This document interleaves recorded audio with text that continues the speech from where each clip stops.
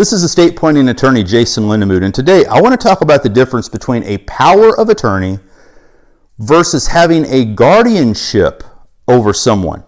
Now, in some respects, the powers that they give a person overlap in terms of authority, but there are some distinct, important differences between what these two terms represent.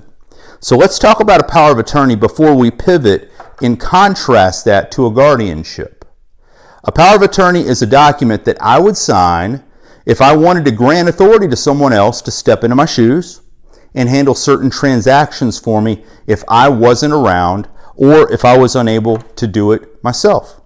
Quick example would be if I gave you power of attorney over me to handle my finances, and lo and behold, I'm in the hospital and unable to sign some documents that needed to be signed down at my bank.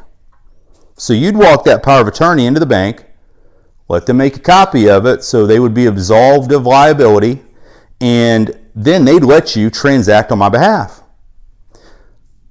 Let's pivot for a moment to what a guardianship is.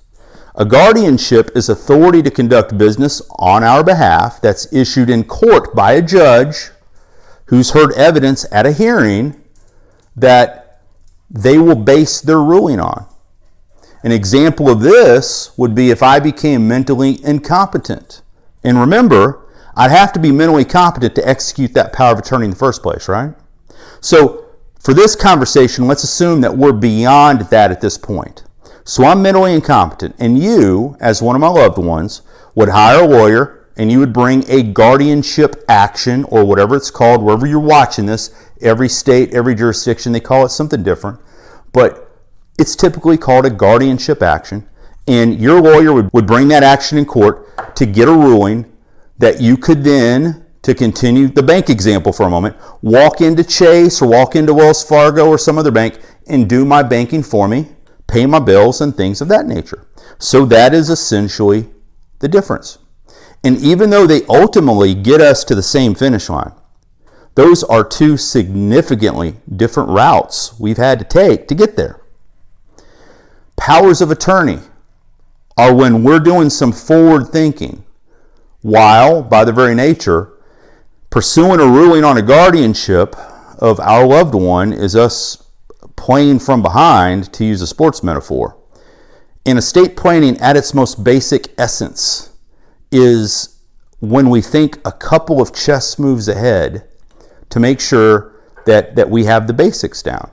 And those basics would be a will or a revocable trust. It would also include a financial power of attorney. I would include a medical power of attorney, as well as a HIPAA authorization.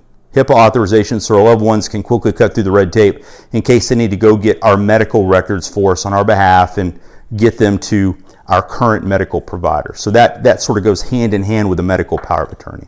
So we need the nucleus of an estate plan, a will or revocable trust. And to finish it off, financial power of attorney, medical power of attorney, HIPAA authorization. I think that's a nice complement of documents that gives us the basics of where we all want to be when we, again, are trying to think a couple of chess moves ahead to make sure that we're not playing from behind.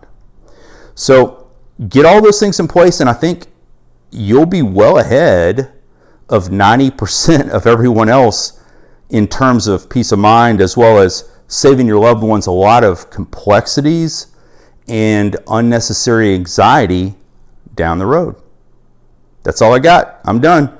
If this video is helpful to you and you're in a position to like, to share it, or to leave a comment, that's always appreciated, and I will talk to you again soon.